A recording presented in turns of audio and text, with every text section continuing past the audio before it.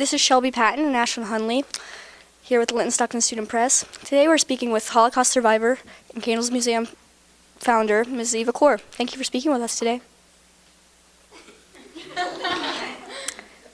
How much did your family know about the Holocaust and the actions of the Nazis before they came to your hometown? Well, it wasn't exactly the hometown. The Nazis have occupied Transylvania, all of Transylvania, in 1940. So with the occupation, they went gradually from, first of all, my father had to go and present himself. And by the time, they kept restricting our ability to move around, passed laws that wouldn't let us do this or do that. And by the time they came to pick us up, it was 1944, so we were 4 years under occupation with different laws that made our life much more difficult. We did not know what was going on throughout Europe. We did hear a lot of rumors. Communication in a tiny village with no electricity and no running water, it was very simple. But there were newsreels and there were rumors that the Nazis were killing Jews in Germany. We always hoped that we, the Hungarian Jews, somehow would escape the destiny of the other Jews in Europe. So we almost did. Actually, what happened, I only found out a few years ago, maybe 4 or 5 years ago, from a reporter that did research that our leader was Horthy Miklos, and he did not want to cooperate with Hitler. So Hitler invited him to Germany in 1944 in March and put him under house arrest, installed a puppet government, and suddenly the ghettos started and everything moved very fast. So if Horthy, the leader, wouldn't have gone to Germany to Hitler's invitation, we might have not been taken to Germany. What was your family's opinions of Hitler when he first came to power? Say that again. What was your family's opinions of Hitler when he first came to power? Well, from the rumors opinion, I mean, we knew that he was a killer, that he was trying to kill all the Jews, and what we have heard, because we have really not we didn't see anything, but the rumors were pretty strong. And with all the rules that we were being subjected to, we knew that there was merit to what we were hearing. That he was trying to kill all the Jews, and somehow, when you are one of those people, we were hoping that we would escape it. We didn't know how. You always think that the worst things happen always to somebody else. You are always going to escape it. That is the human being's mentality. Was the Holocaust more mentally or physically challenging for you? That's an interesting question. I can tell you that both, that not more one or the other. Physically, when you're starving to death, when you're subjected to conditions that we lived under, the barracks were cold and we were very poorly dressed. The clothes, my dress and shoes were filled with holes, and we never got any new clothes, so to speak, never. Mentally, I think they go hand in hand. First of all, if I would have given up, then of course physically I would have died too. So it is difficult to separate mentally and physically from one another, because if you are dying from a disease, that's physically very challenging, but if you give up mentally, you're gone. So there is always a connection. So I would say they were equally, but if I would have not made the decision, my toughness of determination and thinking that I can survive, I can beat the odds, was the determining factor. How did your relationship with your sister change after the Holocaust? I don't think it changed. I was always the leader among the two of us. When you have a set of twins or sisters, one is always the leader and the other one is the follower. And the reason I was the leader, not because I wanted to be, but my father didn't like me. Simply explaining it, I like to joke about it. I was born in the wrong place, wrong time, wrong religion, and wrong sex.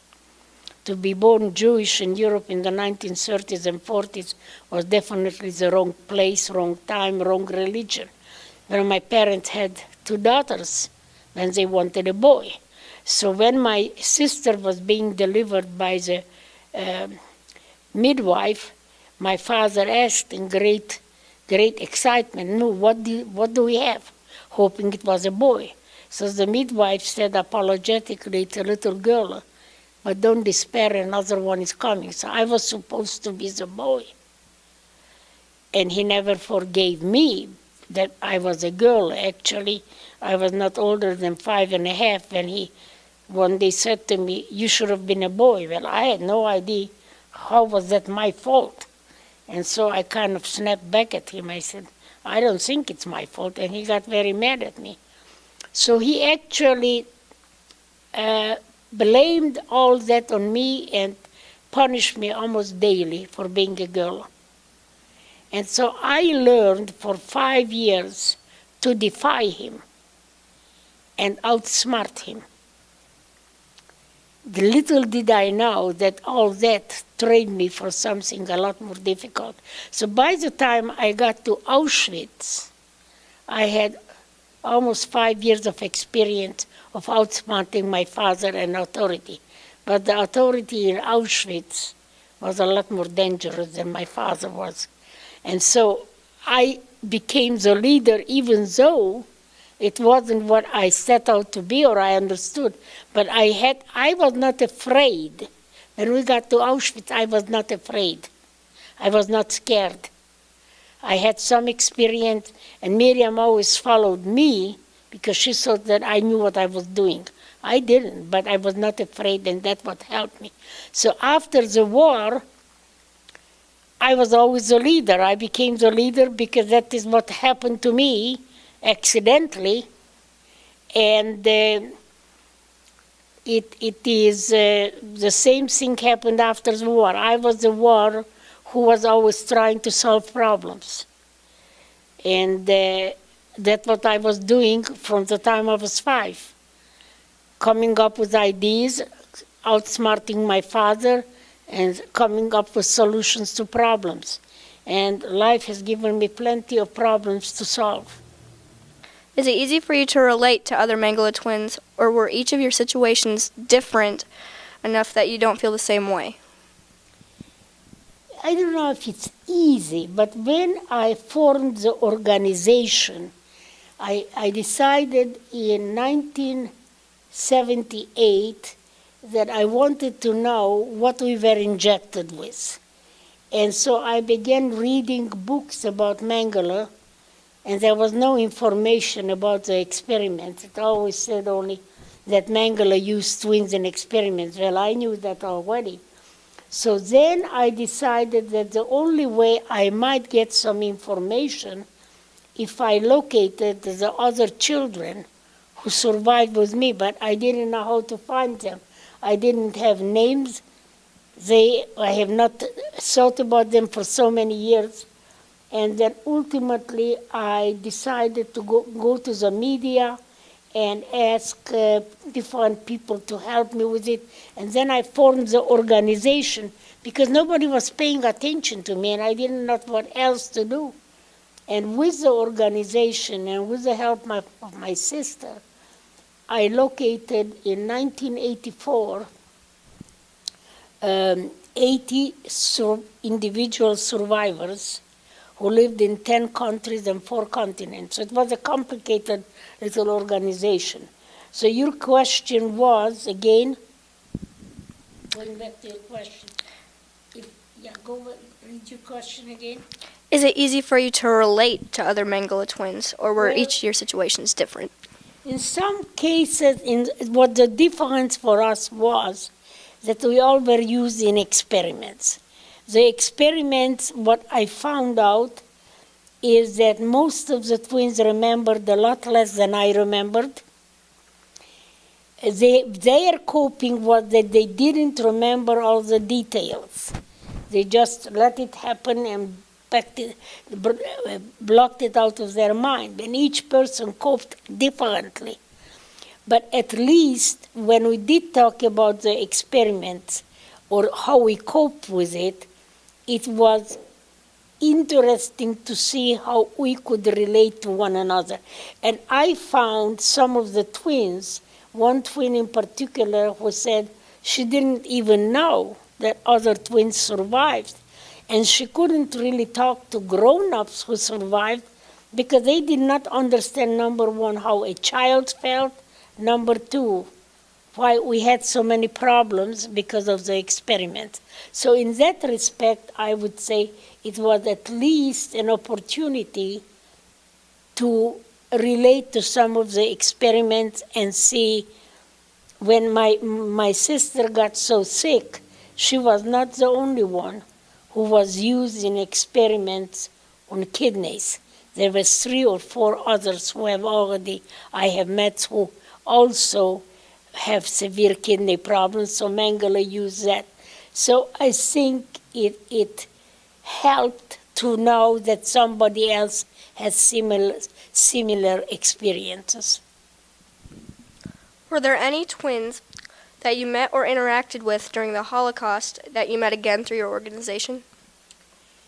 Well, I will tell you only the Mengele twins, but the Mengele twins I already knew from before the war, because we played together. In Auschwitz, I have never made one single friend. And the reason is very simple. When you are starving to death, your focus is on survival. There is no time to be kind, nice, or even the thought of we are going to be friends. Survival is a very strong thing and takes precedent over everything. So only the Mengele twins I knew in Auschwitz. I envied them tremendously. I was talking to them last year, and I said to them, they said, we don't remember anything from Auschwitz. I said, you don't remember that your mother would come in every night to bring you bread, and she would be always beaten over the head by the supervisor? Oh yeah, we remember that. And I said, do you know that I envied you? They said, yes. I said, why do you think I envied you? They said, because we had a mother and you didn't. And I said, that's right, I have never again had a mother. So these were the interactions that I had with some of them. It is a very, many of the twins really coped my age level or younger by blocking it out. So that was not as helpful to me as I thought it would be. And that, again, you don't know, people's coping mechanisms are very, very different. I remember everything clearly because I had to do always something to keep going on. That is the reason I remember. What was your first experience like when you came into contact with another Mengele twin through your museum? Well, basically the museum was formed after that. I found most of the twins in 1984 and 85. And we found a total of 122 individual survivors from the 200. That's pretty good. I was very excited to meet any of the survivors. I was always excited we found another one. Then we would sit down and try to compare what they remembered and what I remembered. Sadly, there were some things about roll call or the hunger that we experienced, the cold. They remembered a lot less about the experiments, the daily experiments. And I realized that some of it maybe was the easiest ways to just block it out of your mind. That was not helpful to me, but just to be able to find another one who remembered Mengele, who was used in experiments, who had problems as a result of the experiments, and relate to them was very helpful. Yeah. What is involved in the process to find other Mengele twins? What is the process? Yeah. I can write a book about it. Well, how do you find people? And when I started looking for the twins, it was 1978. No internet. And what I was really trying to do is get the attention of the media, because they were the ones who were writing articles and putting it out there. So it was, and I had great difficulty from 78 to 84 to get any reporter to write anything about me. In 84, I decided, actually it was December of 83, I was washing the dishes by hand, and it's a great way to think. I said, what if I formed an organization and made myself president? Wouldn't they be interested in what I'm doing? And that is the way I got the attention of the media. I formed the organization in March of 1984, and I went to Israel. I had a press conference because my sister put, with the help of my brother-in-law, who was a journalist in a big newspaper, he put in an ad in the Israeli paper, because I believe that my sister did, that most of the twins who survived might be living in Israel, and they do.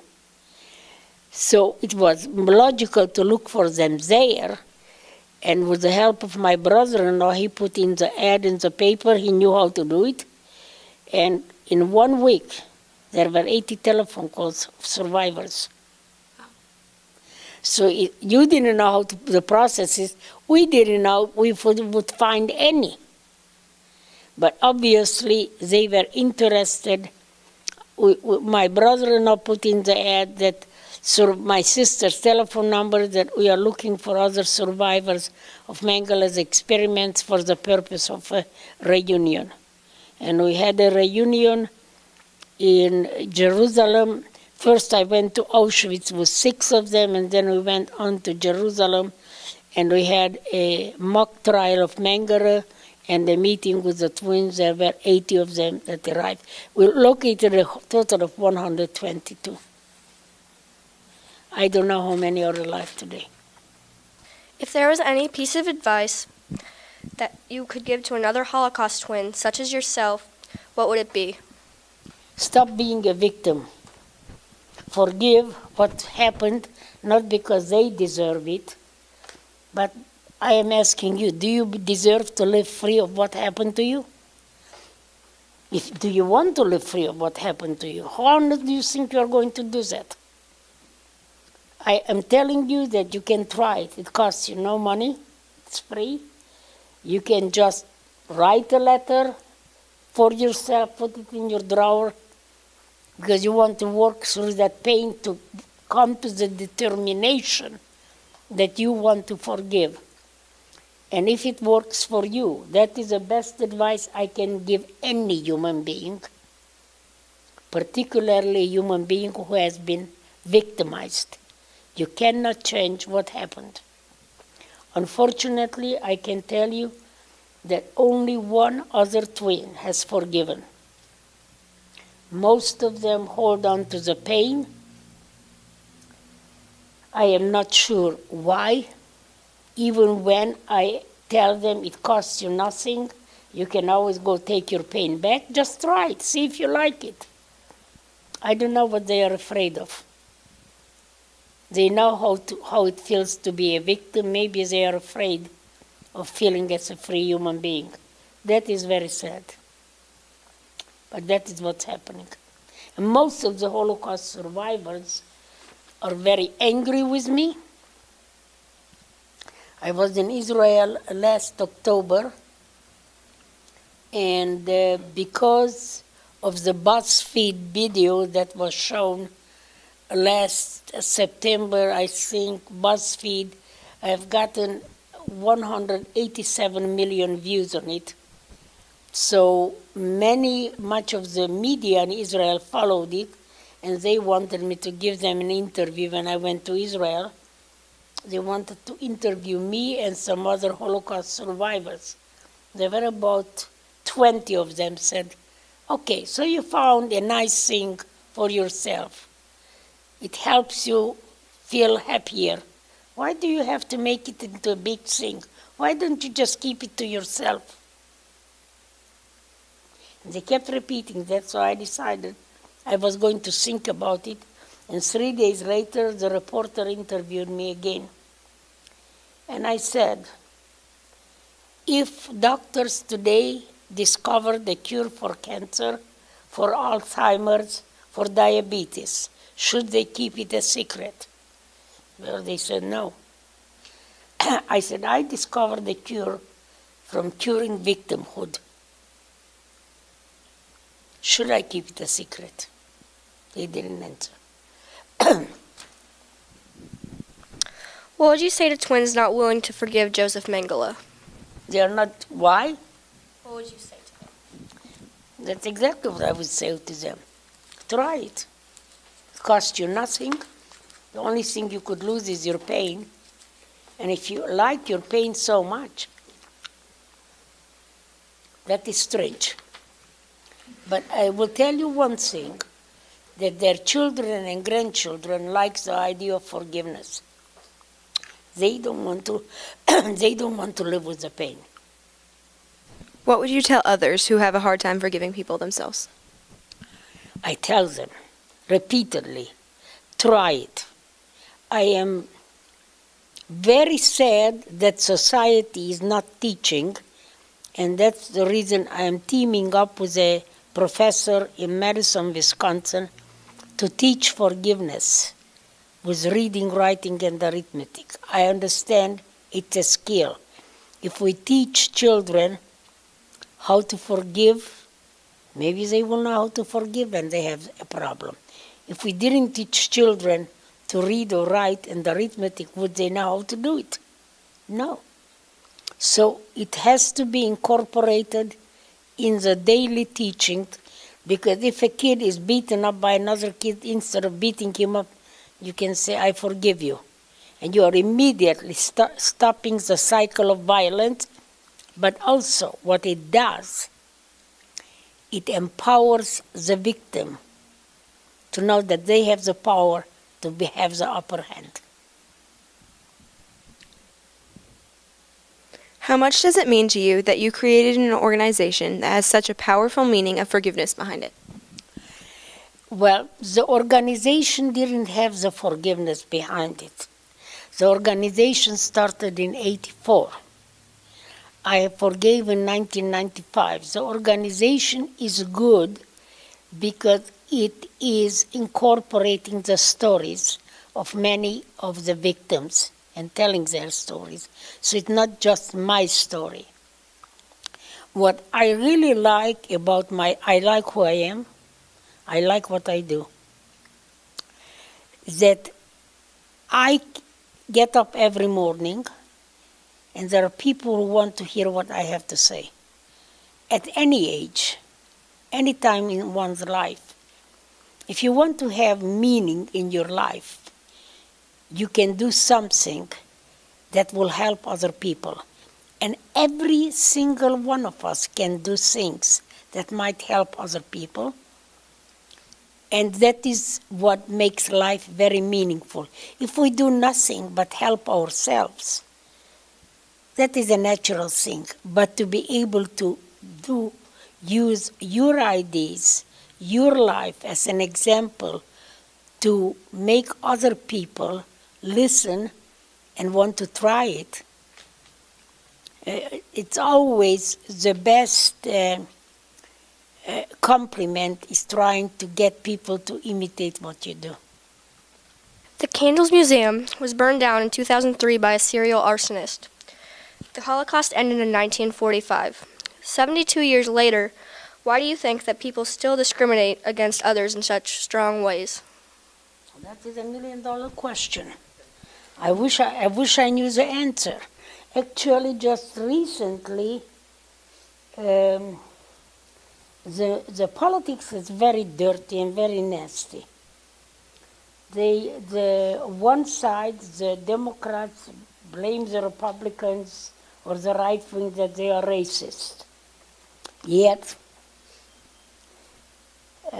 Farrakhan, who is the black person and head of the Nation of Islam, openly says that he hates Jews and Jews are the problem for all the problems in the world. And many politicians who are Democrats take pictures with Farrakhan. Well, that's wrong either way. There is left-wing racists, there are right-wing racists. Neither one of them should have any stage in this world. But lately has been a lot of talk about Farrakhan, and I think that everybody should denounce him. Not only the Democrats, the Republicans, everybody. He's a racist and should never be able to say in the United States without people standing up and protesting that the Jews are the problem for all the problems in the world. I would be willing to debate him and put him in his place. So, I forgot your question, but I was trying to... Would you repeat your question? Why do you think people still discriminate against others in such strong ways? See, I think that people who are very unhappy and have problems, instead of looking for a solution or maybe blaming themselves for some of that, they are always going to blame somebody else. That is a lot easier for them. So they blame the Jews, they blame black people, they blame immigrants, they blame people who are too tall, people who are too skinny, I don't know. They're always going to find somebody else and some reason. And that is never the real reason. The real reason is that people don't find a solution to it and they have to assign it to somebody else. And that is not true either. So you young people and all of us who hear that, we should challenge it. What do you mean so and so is? Because people who are prejudiced, they are not going to change that past. But you young people who are so bright, you know that there is never a simple answer to prejudice and hatred. It comes from somebody's mind and other people endorse it. It's always wrong. I don't care from what direction it comes and who is using it. Just remember, nobody has a secret to how to be the best person. But blaming other people who have nothing to do with it, that is absolutely wrong. So why is it doing it? Because people have problems and don't know how to solve them, and they want to blame somebody else for it. You've won awards such as the Satsuma Award, which is Indiana's highest honor. How does it make you feel when you receive an award? It's very nice. I like it very much. And the wonderful words that the governor and there were two other speakers, they were very eloquent. I think it is a big honor, I realize. I don't know if I deserve it, but I liked it. And I would like to get other honors. That is not a problem. What is something from your past, such as a quote or memory, that you still remember or apply to your life to this day? Never ever give up. That is every day. Because there are problems every day that I face. And if I give up, I know nothing will happen. I mean, I have used that in Auschwitz. I wouldn't give up. And the conditions to survive there were very minimal. And here I am. So it works. What I want you and all of people who will hear that, whatever you command your mind, try it for a little exercise. Oh, I cannot run, my legs are tired, I am never trained. And all of a sudden you don't have the energy to do it. Then reverse it, say, I am going to do it. I know I can do it. And you energize yourself. You put you into your mind the idea that you can. Almost like you giving a command to your mind, and your mind will follow. It is an amazing thing what we can do just by thinking it. Now, I cannot walk very well because my muscles don't work. I keep putting it in my mind. I can run, and it doesn't work anymore. So you have to have some physical parts of the body that do work. But I believe definitely, if you put in your mind every morning that there is nothing you can do and you're going to be miserable, I guarantee you are going to be miserable. But by the same token, you can put the simple idea, what can I do to make the world a little bit better, to help somebody? And you will be amazed how your mind will come up with answers that will work, of what you can do. Therefore, I can't tell everybody what to do, because each one of you can do different things. But it comes from asking the right question to yourself. What can I do? I want to do something to help somebody. And you will see that your mind will come up with answers. What do you want people to remember about the Holocaust? That was a time in history, as I like to say, I was dying in Auschwitz, many people were dying in other camps, and the world was silent. That should never happen again. And yes, we are all our brothers' keepers. We should not permit in Darfur, in Rwanda, there are a couple of African countries that I don't exactly know right now their names, but there is still genocide going on. That is the reason I want you to use tweeting, to research the topic and then tweet about it. You can make a difference. Know what you are talking about. You can do the research and then tweet about it and see that you can make a difference. Don't let the world forget the victims, because there is no guarantee that you will never be a victim. And when you are a victim, you want other people to remember your struggle. So yes, we are our brothers' keepers. We are. And that's what I remember. So to be in a condition where we were and that the world didn't care, that should never happen again. This has been Ashlyn Hunley and Shelby Patton with Linton Stockton Student Press, and we'd like to again thank Miss Eva Kor for speaking with us. You're welcome.